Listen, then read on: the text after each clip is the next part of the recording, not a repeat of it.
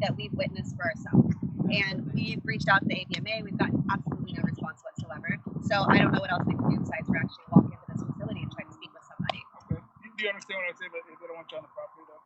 So, yeah, we're gonna stand up. Okay, yeah, we can definitely make our way out. All right. You guys all good with that? Yeah. Is one Johnson? Mark John? Or what's I don't know any. We're gonna go ahead and head out. Okay. Thank you, officer. Oh, we're gonna have to get some names here because you guys walked in on private property. Well, but Yeah, we're leaving. they asked us to leave and we're leaving. Are we being detained? Yes, you are. For what? What crime did we commit? Do you guys have your IDs? So, you guys are not interested. You're not written any citation, okay? But what we do is document that you guys were out here and that you guys were told not to come back. All right, we can. Okay, that sounds good. All right. For IDs. I'm probably the guy you're most looking for. Yes, they said yes. Because you guys were in the property. I did because I heard the horrific, and then we left. the horrific things that are happening to these animals here, and there's no way that I could sit at home and just allow this to But happen. once you guys go inside the building, that's different. As far as I know, this is a nationwide catastrophe that's happening, and the AVMA is in full power to completely stop it, and that's why we're here. Good for you guys. I appreciate you staying for quiet. I appreciate you guys being January with us. 31st, When we ask 86. you to leave, you guys gonna leave and be good, right? Yeah, of course. We'll We'll take definitely it abide by on the camera. law. Nothing like that. No, we're not going to do anything crazy. We're just exercising our First Amendment right, freedom of speech. You are correct. Why do you say that? So, yeah, they've said that we're being detained at this time, and they're going to take down information which we're legally required to provide them. So we're going to do that, and then we should be on our way. The weather's actually nicer Yeah, here than talk about where we go next. Nora, Sam, Ocean, Nora. Can I hand this over to you? So again, this is Curtis. If you're just joining us here, we just went into the AVMA office here in Schaumburg, Illinois, just outside of Chicago, and we were attempting to talk with somebody about this ventilation shutdown practice and see if they would, condemn it, because what the industry is doing is, when we come to the big pork industries, their response is it's approved by the AVMA. The AVMA says it's okay, therefore it's okay. So what we're trying to do now is we're trying to get the AVMA to say this is wrong.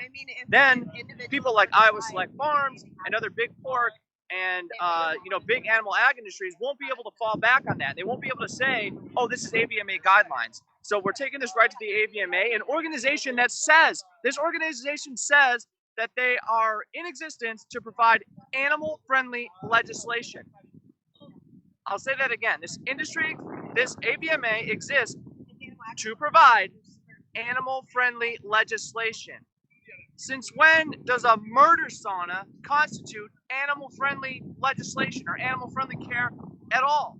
This is insane. It's absolutely opposite of what the AVMA should be doing. It's the exact opposite of what the AVMA should be standing for. And the AVMA should be on our side. They should be standing for the animals, not condoning murder saunas, not condoning animals being roasted alive in disgusting, horrible, filthy conditions.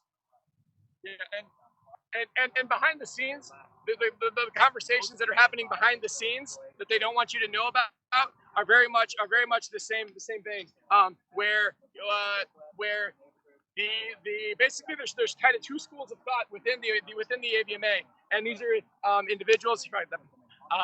Where there are individuals within the industry who are saying, oh well, who are mostly saying nothing, quite frankly. But the ones that they're employed by the industry, the ones that are actually saying anything at all, they're saying, well, we don't know who this activist group is, and they have an agenda, and we can't trust their evidence. But then they are completely silent when it's like, okay, fine, let's talk about the evidence. I'm very happy. I am very flexible and very available, even right now, for somebody with the AVMA to come forward and to see more police officers showing up here to have that conversation. AVMA, anybody with the AVMA, give me a call.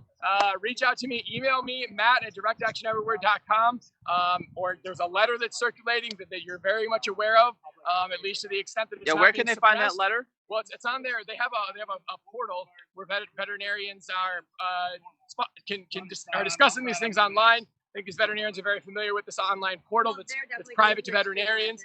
And this has been a major topic of conversation, except for when it suddenly kind of seems to disappear from where it would prominently be featured, which may or may not have some shenanigans involved with that as well.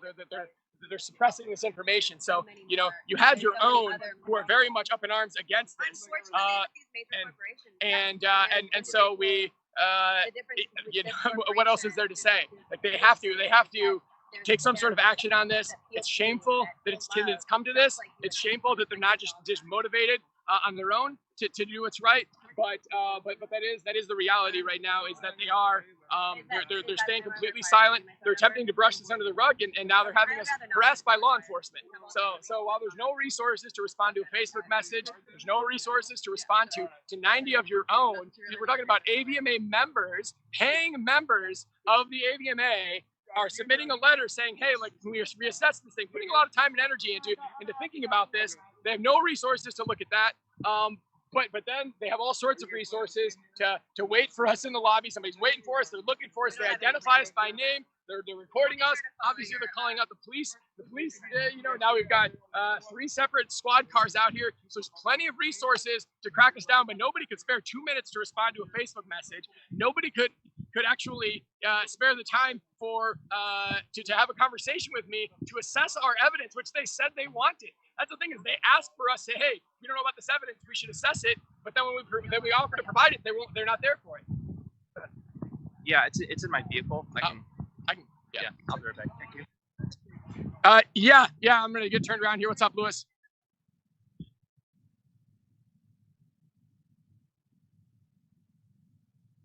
Yeah, that's a good point. We should have just Shani, I think you just kind of be the police liaison from this point forward, interacting with the police. Good idea. Thanks, Lewis. All right, so we'll see how this goes, folks. I think, you know, hopefully we're going to be out of here pretty shortly.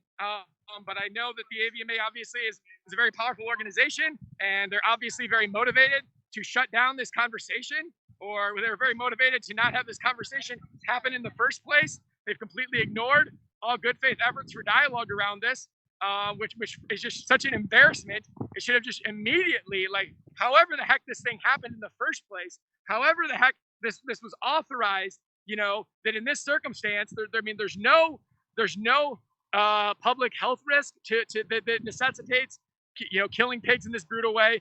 That you know, if pigs are moved, you know, and it's just to some other location, you know, via, you know, some other method that the pigs are endangered, there's no need to kill them immediately. So let's just say, for example, something like African swine flu is something that is highly contagious among pigs and is highly deadly among pigs. And now we have a fourth police vehicle rolling up here. So we talk about African swine flu, something that could spread to all the pigs in the country and could, you know, create what they would call a food supply crisis. That is, you know, further in the definite, you know, further along the lines of something that you could say, like, well, to prevent, you know, a widespread, you know, disease outbreak among pigs, and you know, we just have to kill these pigs now, and we have to kill them where they're at, and we have to kill them immediately. You know, that is more justifiable, at least, for ventilation shutdown. But now they've, you know, for something as cruel and as brutal as ventilation shutdown. But at this point, we've even it's you know, it has nothing to do with that. It has everything to do with pure profit. It has everything to do with they don't want to spend the money and make the effort that's necessary to handle this situation, you know, in a way that doesn't cause this brutal suffering of these pigs. And so their solution, sorry, I'm trying to get centered here, is to just allow this barbarity to happen. And we know that the industry. Random passerby. It's I'm gonna talk to her. She doesn't mind being on. Yeah, fantastic. Yeah, come here. Let's I can slow this around. Sorry. Yeah, I got you. I'm not gimbling all the time here. Let me get you one. Oh, I'm Curtis. You are? Yeah, nice to meet you. Nice to meet you. So we're with an organization called Direct Action Everywhere. We're animal rights activists. And as part of an investigation last month, we saw Iowa Select Farms is engaging in this practice called ventilation shutdown, where they're basically loading all these pigs into a retrofitted chicken shed and pumping in steam. They got heaters and they shut off all the ventilation. They're basically like roasting pigs alive, like a mass kill off, because they need to kill a bunch of pigs in the back of the supply chain. Right. And the AVMA, you know, when we go to Iowa Select Farms, we go to these big corporations, they always say, oh, the AVMA says it's okay. It's AVMA guidelines. This is the American Veterinary Medical Association. So we tried to reach out to the AVMA. They won't respond to us. So we came here to their corporate headquarters, and we're trying to have a conversation with us, and they kick us out and send us in. So we're trying to get the AVMA to stop condoning this, so then the industry people can't be like, oh, the AVMA says it's okay, because... Right. So, yeah, how do you feel about that? I think that you guys are doing a great job. Somebody has to fucking do it, because, sorry. No, that's fine, go thank for you. it. Pretty warranted. Somebody has to do it, and I myself, I'm an admin on an animal cruelty page. We hunt people down in different states, we catch them. We just had a 12-year-old girl break the legs of 2 little kittens with wings. Jesus. She just dropped them on, and the parents had no idea. And so we found her. We found her TikTok, her Instagram. We got all of her social media. We followed her. She's in Indiana. We contacted her parents and the authorities. They took the 2 kittens away. They're healthy and safe now. And you know, the girl has some mental issues that her parents need to address. And you know, hurting animals is not like a normal thing. Absolutely, you know, that's very it's learned behavior. Yes. Yeah. And so, you know, another cop car. All right, so that's cop car number, police vehicle number 5 now. I do that. For So 5 like people. I'm totally for animals, and I'm a pescatarian myself. I don't eat meat. And I don't care if you guys do. But I just you know, what they do to the pigs, what they do to the cows, what they do to all the livestock. They're not just livestock, they're animals. They have hearts, they have feelings, they have brains, they have families, they have children. And you know, my friend is like, oh, I love milk. Do you know how they get milk? Do you know? Yeah. Like they rip their babies away, and then they bring their babies back to smell them, so their hormones still go, but they won't let them touch their babies. It's horrible. Yeah. It's absolutely horrible. Absolutely. They can't be here. They can't do this to you guys. Yeah. Well, thank you. They can't do this to you guys. Thank you for you know. So this is sorry, I just want to update folks here. So just to be clear, we've been told that we are being detained here. So this is there's 4 police vehicles here. There's actually 1 off to the side. So 5 police vehicles have showed up, and this is at the American Veterinary Medical Association headquarters here, just outside of Chicago, Illinois. This is the association which sets the standards that give the industry cover. The industry can point to. The industry can point to and say that that this is an industry standard practice that they can that they say is acceptable. I think I did like it. Hi everyone, this is Cameron. I can jump in here for a second. So we are at the American Veterinary Medical Association in Illinois right now.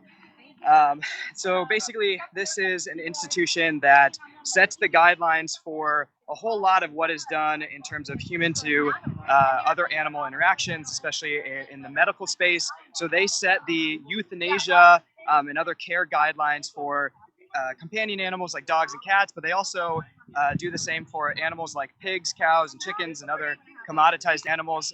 And this corporation specifically has set the guidelines for ventilation shutdown, and they are basically kind of the post that Animal Ag looks to and says, well, if the American Veterinary Medical Association says that that this act is okay and doing something like this is okay, then they kind of have their backing and their backdrop to do whatever they'd like to animals. So despite the ventilation shutdown footage and video and audio that has been publicly released and spread all over the world, which is promoted or provoked just utter outrage from so many people in the public, but so many people even internally within AVMA, where over 90 veterinarians came forward and they sent an email letter to the AVMA saying, we do not condone this. We do not support the gassing of pigs alive.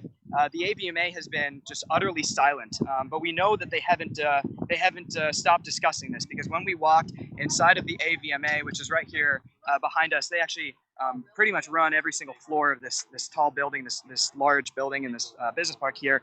There was someone there waiting for us and said, "Hi, are you DXE?" So they expected our presence. Whoop. They know who we are. They knew who we are. They knew that we just consistently stand up against oppression.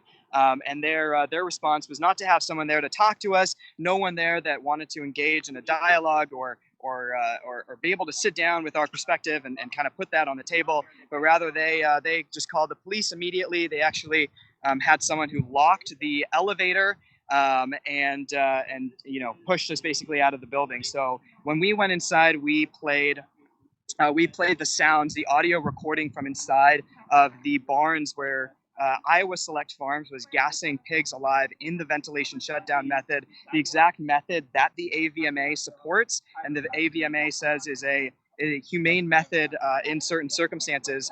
So we played that footage, or we played that audio. We blasted it, we screamed in there, and there was a handful of employees that were able to see that and were confused, as well as slightly outraged by that.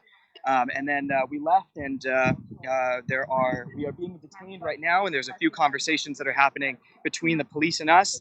They have brought 5 police cars for the 5 nonviolent activists here. I don't really know what they expect and why they have so many folks in police cars come, but that's what's going on.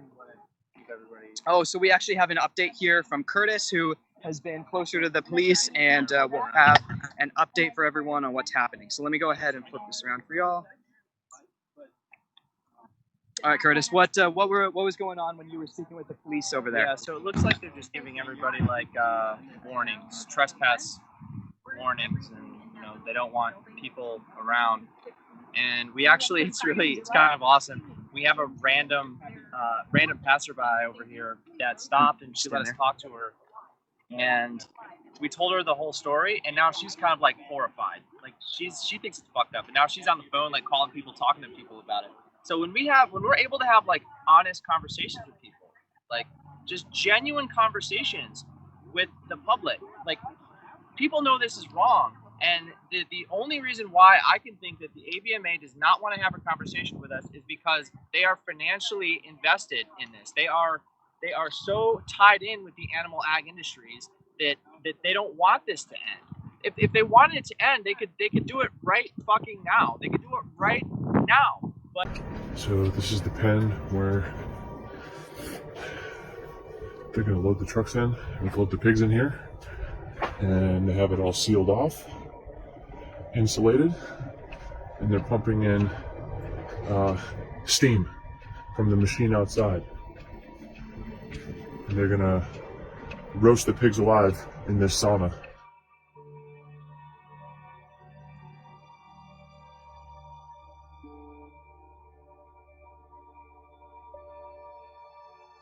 You can look in the barn and see the horrible conditions that they live in. You see it, and this is normal. This is the industry that we have. This is the industry that I've grown up around. Iowa Falls, Hardin County, Hampton, Grundy County. Everything around here. That is Iowa Select. That is big pork.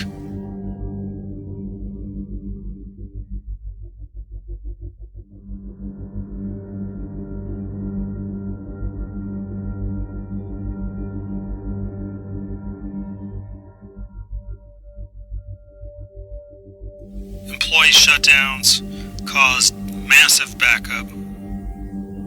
No places to put these pigs. Early talks kind of scared me about massive pig kill-offs